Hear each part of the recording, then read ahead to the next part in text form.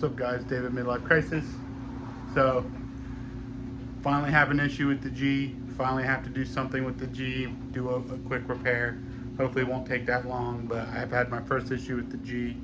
So stay tuned, YouTube video, how to do quick fix on a clapped out piece of shit JDM G35.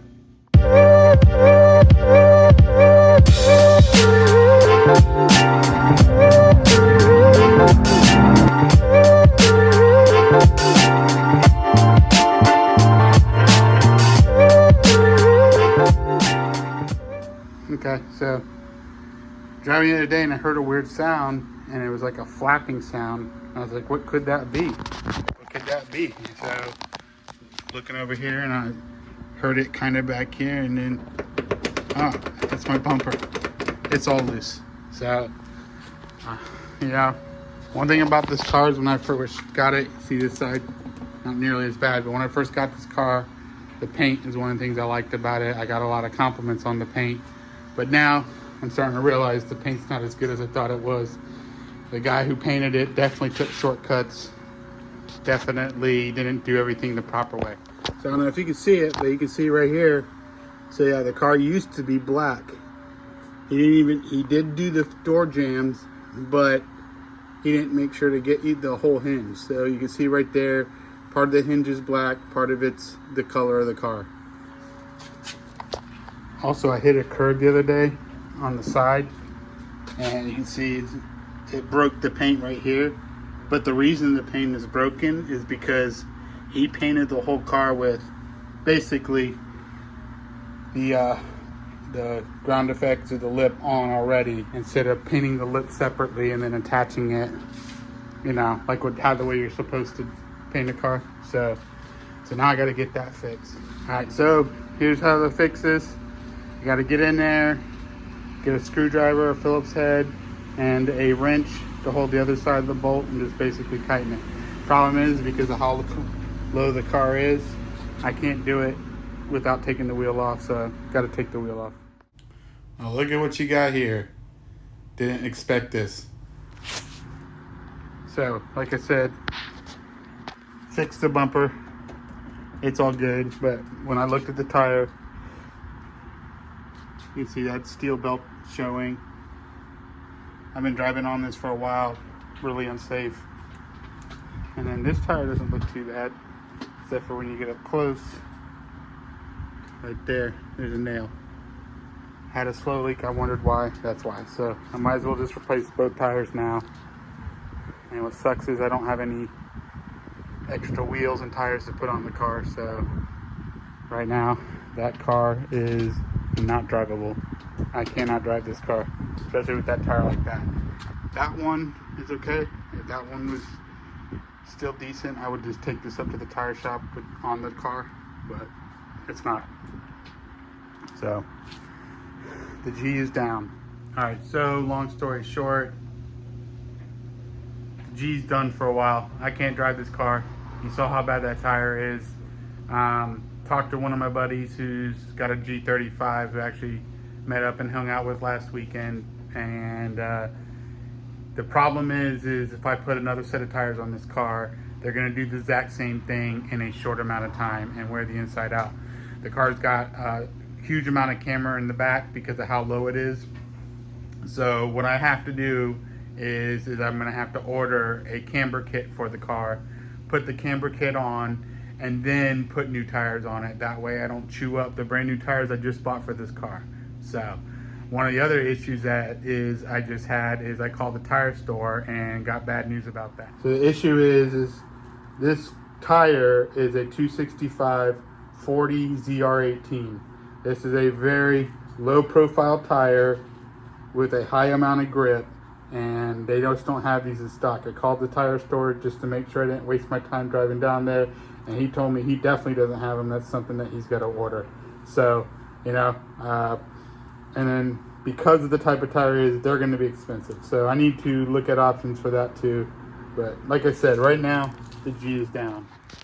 So it's funny, in my last video I was contemplating saying I was going to get rid of this car because the G It's way more reliable, and I've got no issues with it. I've had zero issues with that car. Come out today, I have one little issue. It turns into a bigger issue. It turns into a third issue that I have to fix the second issue from happening again. So once again, this car life is not cheap. I keep telling you guys that. Then you got guys like Scott Leonard. That dude just fucking bought a McLaren. He just bought a McLaren. Think about that. That thing is expensive to fix. He's got a warranty on it, and I don't blame him for getting a warranty on a McLaren. So think if you had to do a repair bill for a camber kit on a McLaren, or a suspension kit on a McLaren, talking $30,000 probably, $45,000, $20,000, who knows. But this, with the G, I'm looking at probably about 80 to 180 bucks. So also, next issue was the Caprice. So I haven't been driving the car a lot lately.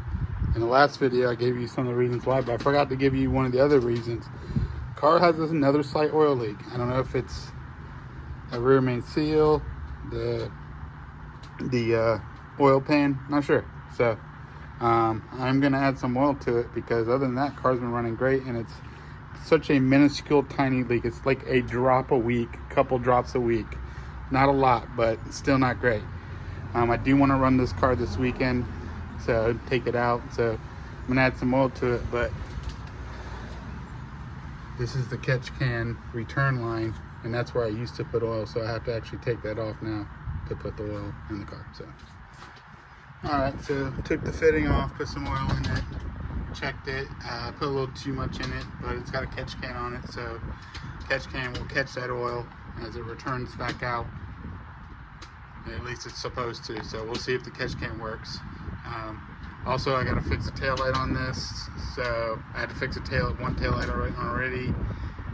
Got a pair of bulbs, and now I can't find the other bulb. So I had to go back up to the store and buy another pair of bulbs, and so I'm gonna replace the rear tail light. So like I said, right now, the G's down right now. I'm gonna plan on getting it fixed as soon as possible. I'm gonna order the parts. Had a buddy tell me it's not hard to do it. I could do it myself. I'm also gonna go ahead, and once I do put the camber kit on, I'm gonna try to find a guy to help me make sure the camber's straight and the toe's straight too. Also, took the Caprice out to Winter Garden Cars and Coffee. Had a good time out there. Ran it, had zero issues again with the Caprice. And then also in the next video coming up, took the Caprice out to Orlando Cars, Coffees, and Drags at Orlando Speed World. Did some drag racing. Interesting time. You'll have to see the video to see how it went. Got some great shots. So also don't forget 10socket.com. If you go to 10socket.com, make sure you use my promo code SEVCHECK, SEVCECH. I also put a link down below in the description, and also put the promo code down there. If you use my promo code, you will get 10% off your first purchase. And then they also have bonus codes, or bonus stuff on the website, where you can just literally sign up for a spin the wheel thing, and it just gives you a 15% discount. You don't have to sign up for anything, you just make your purchase. So go to 10socket.com, and thanks. So to end the video, I'm gonna show you a couple clips of me coming in and out of Winter Garden Cars and Coffee in the Caprice. Once again, Ford guy was out there. He's back from his crazy rendezvous all around the country. And then Brendan, Soche Media, and then Buddy Brian were out there filming once again, like always. And so I got some good shots with the Caprice. Thank you very much. Once again, please like, please subscribe.